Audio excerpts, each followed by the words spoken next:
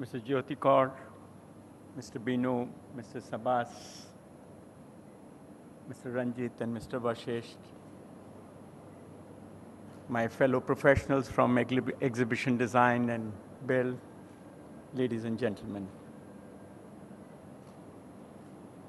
I'm really pleased to be before you and only recall 30, 35 years ago when this unorganized profession and trade had been struggling to deliver the aspirations of the people in some of the exhibition venues. It has come this far, and my sincere thanks and compliments to Binu, Vashishtji, and many of my colleagues who made it possible that we have ISA and we launch it today. I do not have a structured speech, so I will be brief, make a couple of points. Binu said we are only 18 numbers. Yes, it is true. We are very few, but we make people visible. We are small, but we make a big difference in what people want to project themselves in. We have a very special role in people trying to describe themselves, present themselves to others. It is creativity, implementation strategy, and above all, a very special management skill to deliver in the shortest possible time. There was a time when we would get a venue for 7 days. Now we get it for 7 hours. Things have changed. Binu said it is stressful. Yes, it is stressful, but we enjoy it. And I think every time we come out with something inside us that yes, it is possible, we can do it. Mr. Sabas and Mr. Binu has given a complete roundup of what we are. But let me put forth as to what we need to do and what we aspire and what we expect government to do for us.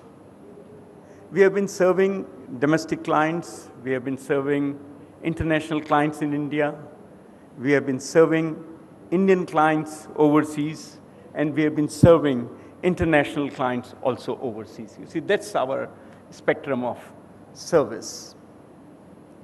Very peculiarly, while the venues of exhibitions are declared free trade zone for a period of exhibition because international participants have to come in, they have to bring in their goods, they have to bring in their whatever display material. So government declares, Ministry of Commerce declares that venue as a free trade zone.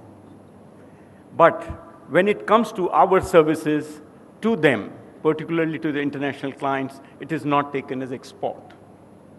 Because we do receive money in international currency, but it is not taken. I myself took a challenge way back in 1996, set up an EOU exclusively for serving the international clients in India.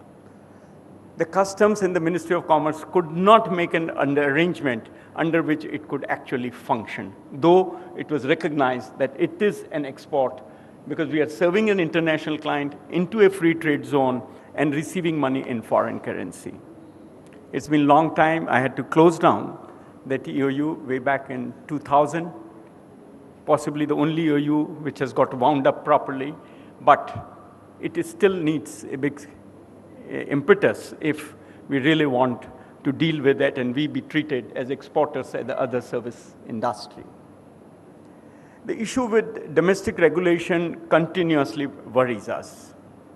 The different departments, they don't understand whether it is a service industry. When we give things on rental, we bring back our goods, but we have purchased them. There is no SANVAT scheme and things like that. So it actually adds cost to our clients, that there is a duplication of tax.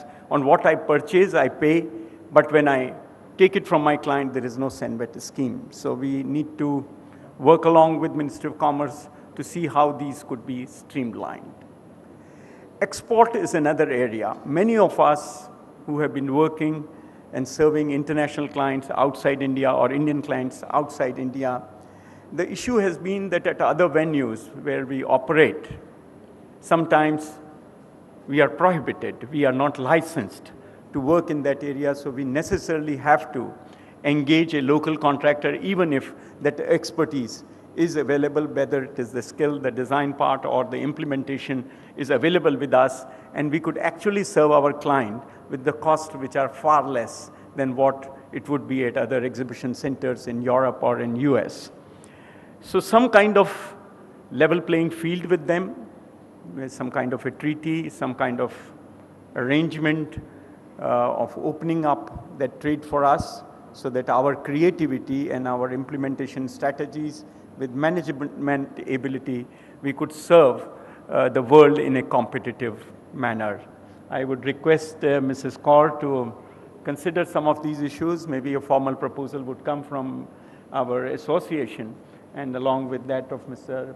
Event Management Association, as to how some kind of liberalization and some kind of a understanding between different countries where we have been working could allow our business and our exports from India could flourish. Thank you very much, Binu, for giving me this opportunity to with you. I wish this first conference all the very best and big success in day to come. Thank you.